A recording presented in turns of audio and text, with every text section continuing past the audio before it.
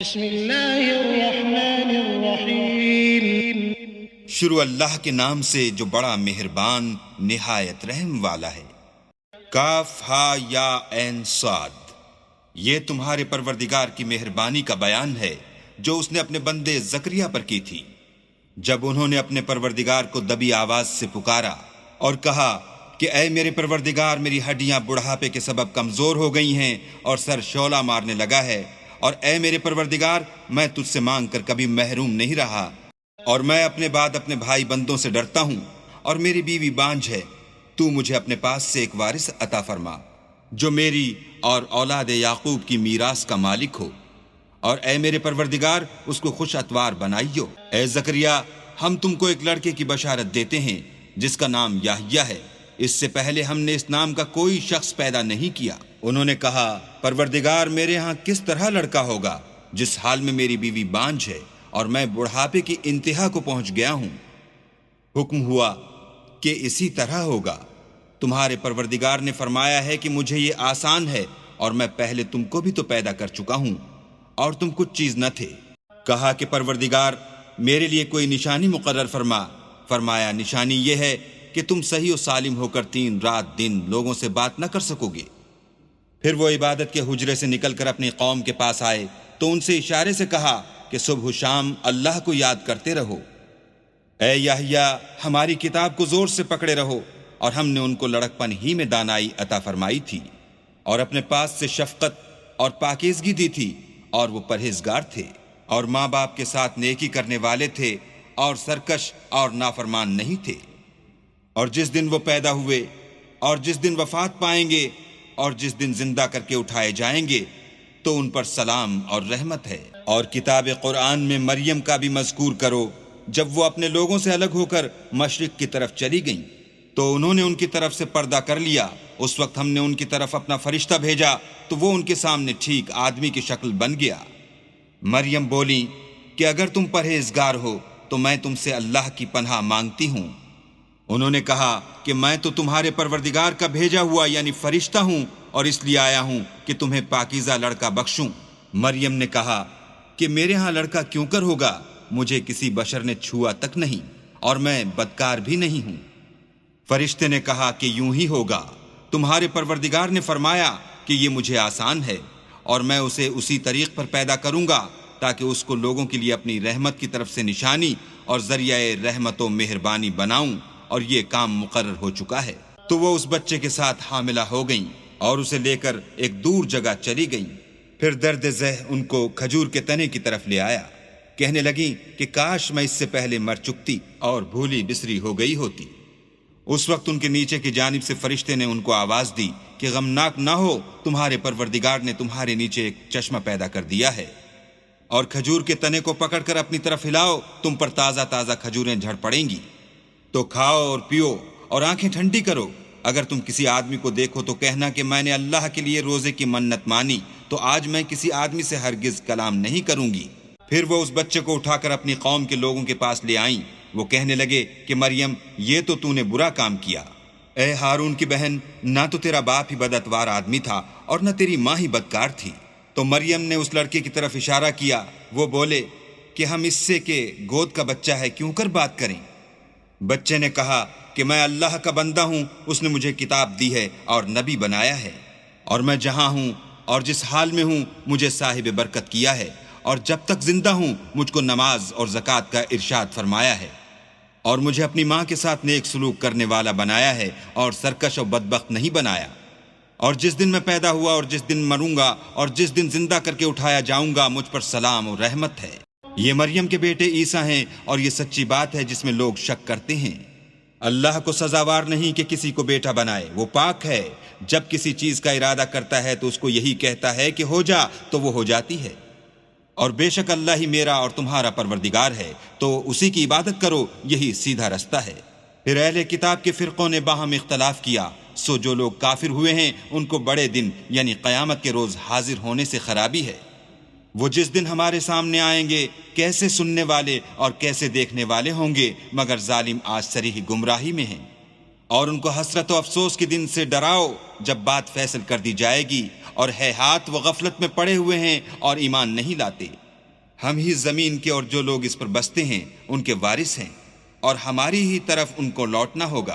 اور کتاب میں ابراہیم کو یاد کرو، بے شک وہ نہایت سچے پیغمبر تھے۔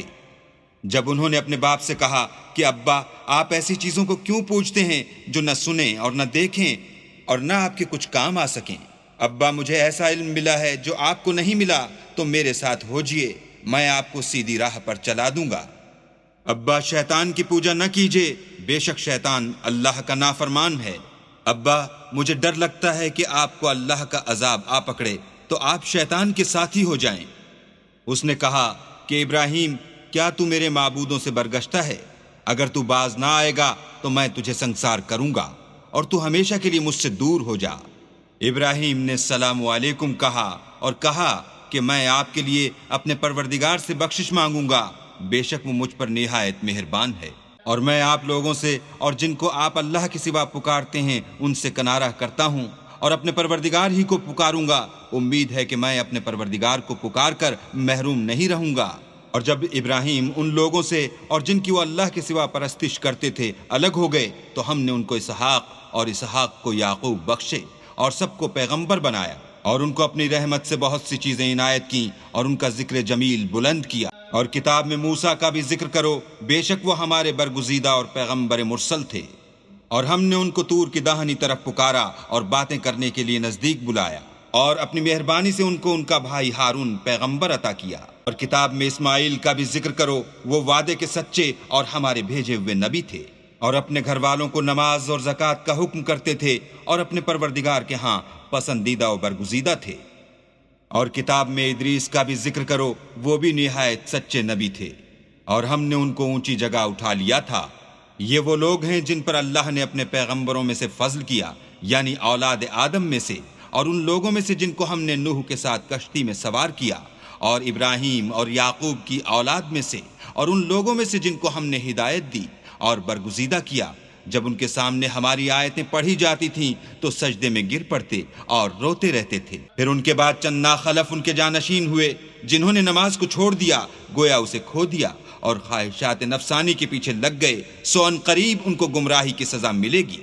ہاں، جنہوں نے توبہ کی اور ایمان لایا اور عمل نیک کیے تو ایسے لوگ بہشت میں داخل ہوں گے، اور ان کا ذرا نقصان نہ کیا جائے گا، یعنی بہشت جاودانی میں، جس کا اللہ نے اپنے بندوں سے وعدہ کیا ہے، اور جو ان کی آنکھوں سے پوشیدہ ہے۔ بے شک اس کا وعدہ نیکوکاروں کے سامنے آنے والا ہے۔ وہ اس میں سلام کے سوا کوئی بیہودہ کلام نہ سنیں گے، اور ان کے لیے صبح و شام کھانا تیار ہوگا۔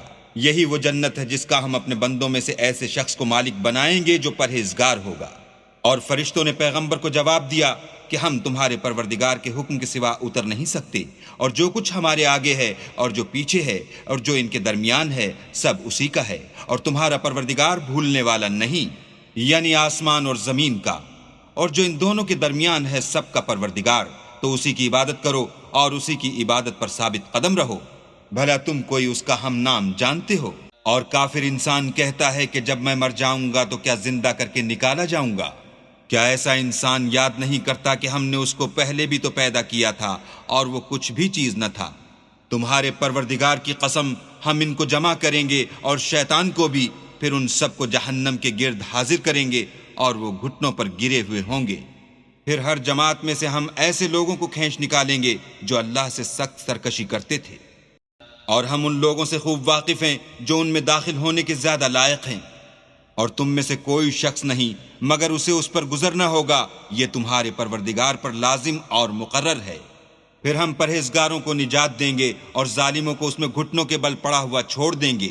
اور جب ان لوگوں کے سامنے ہماری آیتیں پڑھی جاتی ہیں تو جو کافر ہیں وہ مومنوں سے کہتے ہیں کہ دونوں فریق میں سے مکان کس کے اچھے اور مجلسیں کس کی بہتر ہیں، اور ہم نے ان سے پہلے بہت سی امتیں ہلاک کر دیں، وہ لوگ ان سے ٹھاٹھ اور نمود میں کہیں اچھے تھے۔ کہہ دو کہ جو شخص گمراہی میں پڑا ہوا ہے اللہ اس کو آہستہ آہستہ مہلت دیے جاتا ہے، یہاں تک کہ جب اس چیز کو دیکھ لیں گے جس کا ان سے وعدہ کیا جاتا ہے، خواہ عذاب اور خواہ قیامت، تو اس وقت جان لیں گے کہ مکان کس کا برا ہے اور لشکر کس کا کمزور ہے۔ اور جو لوگ ہدایت یاب ہیں اللہ ان کو زیادہ ہدایت دیتا ہے، اور نیکیاں جو باقی رہنے والی ہیں وہ تمہارے پروردگار کے صلے کے لحاظ سے خوب اور انجام کے اعتبار سے بہتر ہیں۔ بھلا تم نے اس شخص کو دیکھا جس نے ہماری آیتوں سے کفر کیا اور کہنے لگا اگر میں اثر نو زندہ ہوا بھی تو یہی مال اور اولاد مجھے وہاں ملے گا؟ کیا اس نے غیب کی خبر پالی ہے یا اللہ کے یہاں سے عہد لے لیا ہے؟ ہرگز نہیں، یہ جو کچھ کہتا ہے ہم اس کو لکھتے جاتے اور آہستہ آہستہ عذاب بڑھاتے جاتے ہیں، اور جو چیز یہ بتاتا ہے ان کے ہم وارث ہوں گے اور یہ اکیلا ہمارے سامنے آئے گا۔ اور ان لوگوں نے اللہ کے سوا اور معبود بنا لیے ہیں تاکہ وہ ان کے لیے موجب عزت و مدد ہوں۔ ہرگز نہیں، وہ معبودان باطل ان کی پرستش سے انکار کریں گے اور ان کے دشمن و مخالف ہوں گے۔ کیا تم نے نہیں دیکھا کہ ہم نے شیطانوں کو کافروں پر چھوڑ رکھا ہے کہ وہ ان کو برانگیختہ کرتے رہتے ہیں؟ تو تم ان پر عذاب کے لیے جلدی نہ کرو، اور ہم تو ان کے لیے دن شمار کر رہے ہیں، جس روز ہم پرہیزگاروں کو اللہ کے سامنے بطور مہمان جمع کریں گے اور گناہ گاروں کو دوزخ کی طرف پیاسے ہانک لے جائیں گے، تو لوگ کسی کی سفارش کا اختیار نہ رکھیں گے مگر جس نے اللہ سے اقرار لیا ہو، اور کہتے ہیں اللہ بیٹا رکھتا ہے۔ ایسا کہنے والو، یہ تو تم بری بات زبان پر لاتے ہو۔ قریب ہے کہ اس افطرا سے آسمان پھٹ پڑیں اور زمین شق ہو جائے اور پہاڑ پارا پارا ہو کر گر پڑیں کہ انہوں نے اللہ کے لیے بیٹا تجویز کیا، اور اللہ کو شایع نہیں کہ کسی کو بیٹا بنائے۔ تمام شخص جو آسمانوں اور زمین میں ہیں سب اللہ کے روبرو بندے ہو کر آئیں گے۔ اس نے ان سب کو اپنے علم سے گھیر رکھا اور ایک ایک کو شمار کر رکھا ہے، اور سب قیامت کے دن اس کے سامنے اکیلے اکیلے حاضر ہوں گے۔ اور جو لوگ ایمان لائے اور عمل نیک کیے اللہ ان کی محبت مخلوقات کے دل میں پیدا کر دے گا۔ اے پیغمبر، ہم نے یہ قرآن تمہاری زبان میں آسان نازل کیا ہے تاکہ تم اس سے پرہیزگاروں کو خوشخبری پہنچا دو اور جھگڑالوؤں کو ڈر سنا دو، اور ہم نے ان سے پہلے بہت سے گروہوں کو ہلاک کر دیا ہے۔ بھلا تم ان میں سے کسی کو دیکھتے ہو یا کہیں ان کی بھنک سنتے ہو؟